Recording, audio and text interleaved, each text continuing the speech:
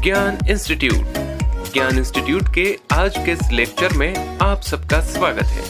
जैसा कि आप जानते हैं कि हर बार हम लेकर आते हैं आपके लिए कुछ खास, तो आइए शुरू करते हैं आज का टॉपिक। नमस्कार, मैं शैलेंद्र जैन ज्ञान इंस्टीट्यूट परिवार में एक बार फिर से आपका स्वागत करता हूं। आज के लेक्चर में हम सॉफ्टवेयर पढ़ रहे थे, तो उसमें हमने सिस्टम सॉफ्टवेयर के बारे में पढ़ लिया था। उसके आगे आज के लेक्चर में हमें एप्लीकेशन सॉफ्टवेयर के बारे में पढ़ना है। क्या होता है एप्लीकेशन सॉफ्टवेयर, इसे कितने भागों में बांटा गया और उसके अंदर कौन कौन से सॉफ्टवेयर आते हैं, किस कैटेगरी के अंदर कौन से सॉफ्टवेयर आते हैं, वो आपको हम इस लेक्चर में बताने वाले हैं। तो ध्यान रखें, एप्लीकेशन सॉफ्टवेयर हम आपको बता चुके हैं क्या होता है। तो आपको मालूम है कि एप्लीकेशन सॉफ्टवेयर जो होता है वो स्पेसिफिक टास्क परफॉर्म करता है। मतलब ऐसे सॉफ्टवेयर जिन्हें हम जिस कार्य के लिए बनाते हैं और केवल वही कार्य करते हैं, जिन्हें जिस काम के लिए बनाया जाता है केवल वही कार्य करते हैं, उसे हम कहते हैं एप्लीकेशन सॉफ्टवेयर। उसे हम क्या कहते हैं? एप्लीकेशन सॉफ्टवेयर कहते हैं। ठीक है, मतलब स्पेसिफिक टास्क जो सॉफ्टवेयर परफॉर्म करते हैं, ऐसे सॉफ्टवेयर को हम कौन से सॉफ्टवेयर कहते हैं? एप्लीकेशन सॉफ्टवेयर कहते हैं। एप्लीकेशन सॉफ्टवेयर को कितनी कैटेगरीज में डिवाइड किया गया है, तो आपके सामने एक डायग्राम बना है, उसमें लिखा है कि एप्लीकेशन सॉफ्टवेयर को दो कैटेगरी में बांटा गया है।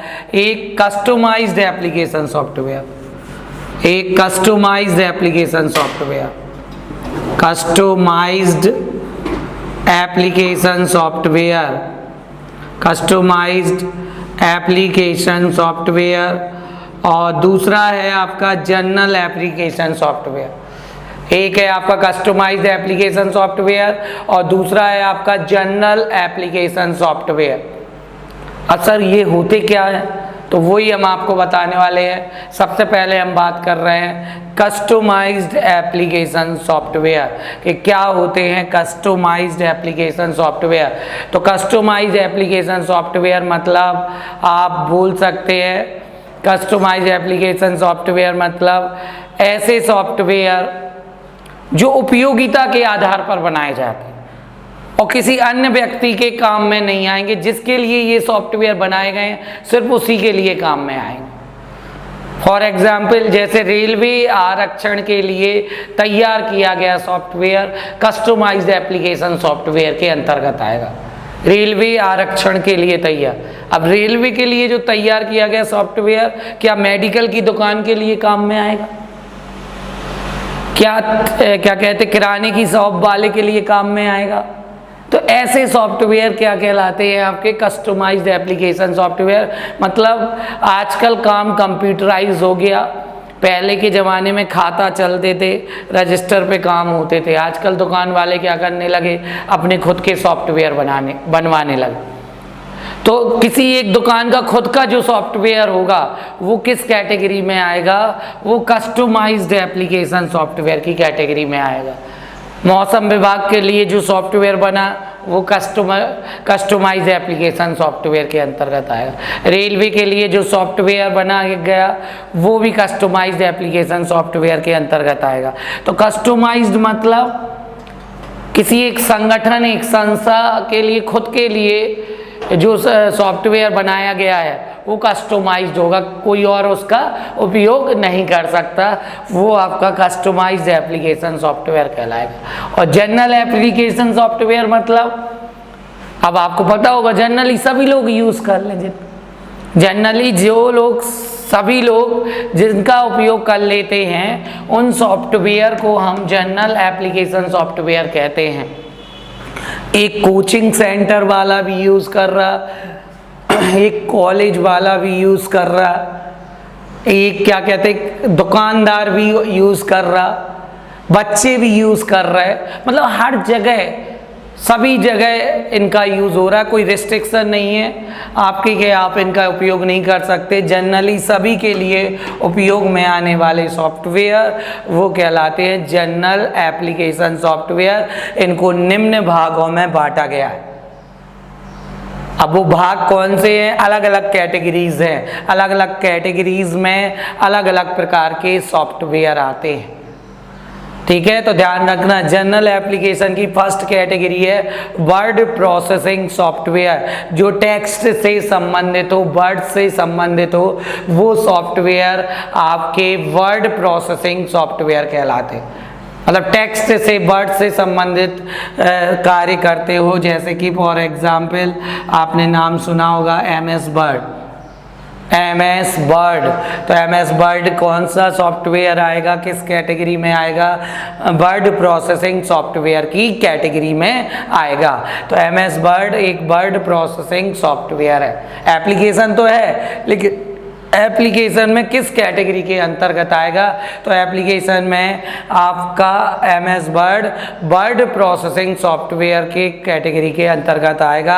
अब आ जाओ स्प्रेडशीट सॉफ्टवेयर, जो शीट पर आधारित हो, जिसमें हम स्प्रेडशीट तैयार करते हैं। एक्सेल शीट, इस टाइप की शीट तैयार होगी, ये जो शीट कहलाती है स्प्रेडशीट, वर्कशीट, ठीक है। इससे संबंधित जो कार्य होते हैं जिस सॉफ्टवेयर में, उन सॉफ्टवेयर को हम स्प्रेडशीट सॉफ्टवेयर कहते हैं। और इसका सबसे अच्छा उदाहरण है, स्प्रेडशीट सॉफ्टवेयर का उदाहरण है MS एक्सेल।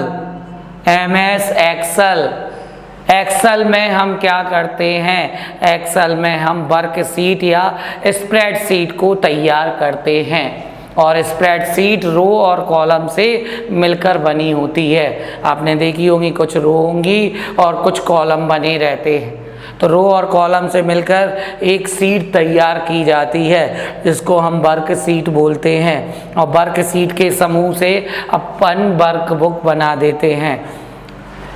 तो वो वाले सॉफ्टवेयर आपके कौन से सॉफ्टवेयर कहलाएंगे? स्प्रेडशीट सॉफ्टवेयर कहलाएंगे।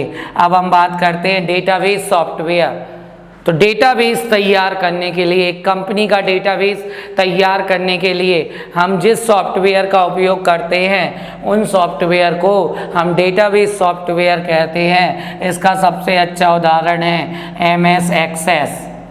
MS एक्सेस, तो MS एक्सेस क्या है? एक डेटाबेस सॉफ्टवेयर है, जिसमें हम डेटाबेस क्रिएट करते हैं। डेटाबेस क्रिएट करते हैं। डेटाबेस तैयार करने के लिए हम जिस सॉफ्टवेयर का यूज़ करते हैं, वो आपके सॉफ्टवेयर हैं MS एक्सेस। और भी आपने बहुत सारे नाम सुने होंगे, SQL, ओरेकल, ठीक है। ये सब डेटाबेस से संबंधित कार्य को करने वाले सॉफ्टवेयर हैं, ठीक है, जिनसे हम डेटाबेस तैयार करते हैं। अब हम बात करते हैं प्रेजेंटेशन सॉफ्टवेयर। प्रेजेंटेशन सॉफ्टवेयर मतलब ऐसे सॉफ्टवेयर जिनका उपयोग हम प्रेजेंटेशन देने के लिए करते हैं।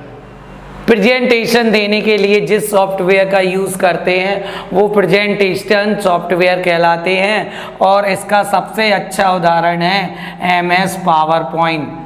ज़्यादातर कॉलेज में जब आपको किसी प्रोजेक्ट पर काम करना पड़ता है और उसका हमें सेमिनार या उसका हमें एक्सप्लेनेशन करना है प्रोजेक्टर पर, तो अब हम क्या करते हैं? तब हम क्या करते हैं? हमने जो भी काम किया है उसको पावर पॉइंट पे तैयार कर लेते हैं स्लाइड के रूप में, और उन स्लाइड को एक एक करके स्लाइड शो करते जाते हैं और सभी लोगों को एक्सप्लेन करते जाते हैं। तो वो ऐसा काम किस सॉफ्टवेयर में तैयार होता है? तो ऐसा काम आपका किस सॉफ्टवेयर में तैयार होता है? ऐसा काम MS पावर पॉइंट में तैयार होता है, ठीक है। ध्यान रखना, जैसे अभी हम लेक्चर ब्लैक बोर्ड पे ले रहे हैं तो मार्कर और बोर्ड यूज़ कर रहे हैं। स्मार्ट क्लास लगा दें जैसे मान लो, तो हम क्या करेंगे? एक प्रोजेक्टर ले लेंगे और पावर पॉइंट पे घर से स्लाइड बना के लाएंगे और पेन ड्राइव में स्लाइड लाएंगे और वो पेन ड्राइव क्या कहते हैं प्रोजेक्टर में लगाकर आपका क्या करते जाएंगे, स्लाइड शो करके और एक एक को एक्सप्लेन कर सकते हैं। तो वो हम काम स्मार्ट क्लास किसके द्वारा ले सकते हैं, पावर पॉइंट, और एक हमें क्या चाहिए पड़ेगा, प्रोजेक्टर चाहिए पड़ेगा। ठीक है, तो इस टाइप के सॉफ्टवेयर किस कैटेगरी में आएंगे, प्रेजेंटेशन सॉफ्टवेयर के अंतर्गत आएंगे। इसके बाद बात करते हैं हम अकाउंटिंग पैकेज। अकाउंटिंग पैकेज मतलब जो अकाउंट से संबंधित कार्य को करते हैं, लेन देन से संबंधित, खाता बही, आपने लेजर, जनरल अकाउंट, ठीक है, बैलेंस शीट तैयार करना, ये सारे काम जिस सॉफ्टवेयर के अंतर्गत होते हैं वो सॉफ्टवेयर किस कैटेगरी में आएगा, अकाउंटिंग पैकेज की कैटेगरी में आएगा। और सबसे ज़्यादा आजकल काम किस सॉफ्टवेयर में हो रहा है, आपने नाम सुना होगा, वह काम आजकल सबसे ज़्यादा टैली में यूज़ हो रहा है। तो टैली क्या है, एक अकाउंट से संबंधित कार्य करने के लिए उपयोग में आने वाला एप्लीकेशन सॉफ्टवेयर। कोई कहता टैली, हमें टैली तो सीखना लेकिन पता नहीं है टैली है क्या। आपको पहले पता होना चाहिए टैली एक एप्लीकेशन सॉफ्टवेयर है, लेकिन किस कैटेगरी का है, अकाउंटिंग से संबंधित।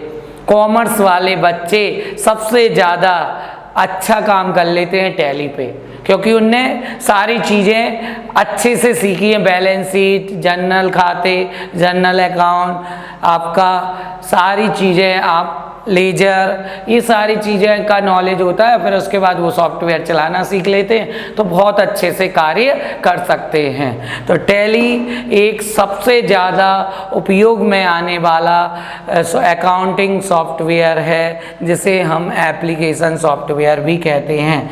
डीटीपी, तो डीटीपी क्या है, desktop publishing software. Desktop publishing software मतलब डेस्कटॉप पब्लिशिंग सॉफ्टवेयर कौन कौन से आएंगे जो डेस्कटॉप से संबंधित कार्य करते हैं। तो आपने एक नाम सुना होगा, पेज मेकर। पेज मेकर, तो पेज मेकर ये क्या है, एक सॉफ्टवेयर है जो डेस्कटॉप से संबंधित कार्य करता है। डेस्कटॉप से संबंधित कार्य करता है। डेस्कटॉप से संबंधित कार्य को करने के लिए आप page maker, sir page maker में होता क्या है, तो भैया पेज मेकर में आपने देखे होंगे जो अखबार तैयार होते हैं, न्यूज़पेपर, वो किस सॉफ्टवेयर पर कार्य होते हैं, पेज मेकर पर।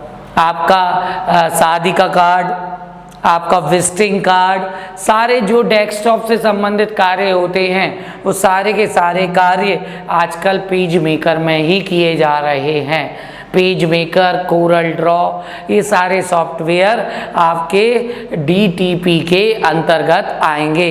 इसके बाद एक और कैटेगरी है, यहाँ पे लिखे दे रहा है इसके नीचे, तो आपको दिखाई नहीं देगा तो हमने यहाँ पे लिख दिया। एक और कैटेगरी है ग्राफिक्स सॉफ्टवेयर। ग्राफिक्स सॉफ्टवेयर इसी के नीचे वाली कैटेगरी है, ग्राफिक्स सॉफ्टवेयर। आजकल ग्राफिक्स से संबंधित कार्य होने लगे, फोटो से संबंधित कार्य होने लगे। तो आपने नाम सुना होगा एडोब फोटोशॉप। एडोब फोटोशॉप, तो ग्राफिक्स से संबंधित कार्य को करने के लिए जिन सॉफ्टवेयर का यूज़ किया जाता है वो किस कैटेगरी में आता है, ग्राफिक्स सॉफ्टवेयर की कैटेगरी में आता है और उसका नाम क्या है, एडोब फोटोशॉप। तो एडोब फोटोशॉप किस कैटेगरी में आ रहा है, आपकी ग्राफिक्स की कैटेगरी में आ रहा। और लास्ट एक और कैटेगरी बची है कैड कैटेगरी। ठीक है, तो ये इंजीनियरिंग वालों ने एक सॉफ्टवेयर पढ़ा होगा ऑटो कैड। इंजीनियर जो बीटेक बी वगैरह करते हैं उनके लिए एक सॉफ्टवेयर मिलता है और वो सॉफ्टवेयर का यूज़ करते हैं ऑटो कैड कैम। ठीक है, ये सारी चीज़ें आपकी एक कैटेगरी होती है जिसको बोलते हैं कैड कैटेगरी, और जिसका फुल फॉर्म होता है computer aided design. Full form पूछ लिया जाता है सीपीसीटी में, कैड का पूरा नाम कैट की नहीं कह रहा, CAD, CAD, computer aided design. तो लास्ट कैटेगरी क्या है, कैड। इसके अंदर कौन सा सॉफ्टवेयर आएगा, ऑटोकैड, ऑटोडेस्क, ये सॉफ्टवेयर कैड कैटेगरी के अंतर्गत आएगा। तो इतनी सारी कैटेगरी जो हमने आपको बता दी है, वो सारी की सारी कैटेगरी आप लिख लो, और किस कैटेगरी के अंदर कौन सा सॉफ्टवेयर आएगा ये आपको मालूम होना अति आवश्यक है। क्योंकि कई बार कंपटीशन एग्जाम में आपका सीधा सीधा पूछ लिया जाता है कि MS एक्सेल कैसा सॉफ्टवेयर है। तो MS एक्सेल एक स्प्रेडशीट से संबंधित सॉफ्टवेयर है, या पेज मेकर किस कैटेगरी में आएगा, DTP की कैटेगरी में आएगा। ठीक है, तो ये सारी कैटेगरीज हैं, क्लियर होगी आप सभी को।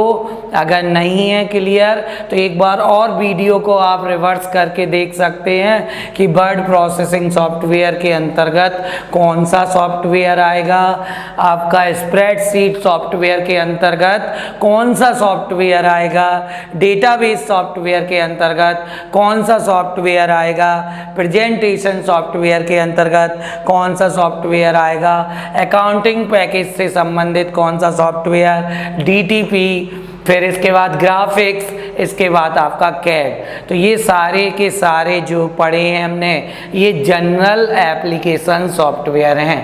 और एक होते हैं कस्टमाइज्ड एप्लीकेशन सॉफ्टवेयर, तो वो ज़्यादातर इंजीनियर लोग यूज़ करते हैं। सॉफ्टवेयर इंजीनियर का काम होता है, सॉफ्टवेयर कंपनीज़ में क्या काम है, भारत की सॉफ्टवेयर जो कंपनीज़ हैं, आपने TCS सुना होगा, TCS कंपनियां, तो इन कंपनियों में क्या होते हैं, सॉफ्टवेयर डेवलप। और वो कंपनियां क्या करती हैं, कोई एक बिजनेसमैन आता है, वो अपने लिए एक सॉफ्टवेयर बनवाना चाहता है, तो वो कंपनियां उन सॉफ्टवेयर्स को क्या करती है, डेवलप। और वो सॉफ्टवेयर सिर्फ और सिर्फ किसके लिए काम में आएगा, उसी बिजनेसमैन के लिए ही काम में आएगा। तो ऐसे सॉफ्टवेयर कौन से सॉफ्टवेयर कहलाते हैं, कस्टमाइज्ड सॉफ्टवेयर। ठीक है, तो क्लियर होगा, कस्टमाइज सॉफ्टवेयर और जनरल एप्लीकेशन सॉफ्टवेयर। तो दो सॉफ्टवेयर अपन ने पढ़ लिए, एक आपका लेक्चर में सिस्टम सॉफ्टवेयर और दूसरा अपन ने पढ़ लिया आपका एप्लीकेशन सॉफ्टवेयर। अब अगले लेक्चर में अपन पढ़ेंगे यूटिलिटी सॉफ्टवेयर। यूटिलिटी सॉफ्टवेयर, तो यूटिलिटी सॉफ्टवेयर के बारे में भी अपन को पूरा डिस्क्रिप्शन पढ़ना है। डिस्क्रिप्शन पूरा यूटिलिटी सॉफ्टवेयर के अंतर्गत कौन कौन से आएंगे। तो आज का होमवर्क क्या है आपका, आज का होमवर्क दे रहा है, जिससे आपको क्या होगा, 2-5 क्वेश्चन करेंट अफेयर यानी कंप्यूटर का जनरल नॉलेज तैयार होता रहेगा। 5-5 क्वेश्चन देते रहेंगे आपको। आज का क्वेश्चन है बड़ा सिंपल है, आपको बड़ा इजी क्वेश्चन है।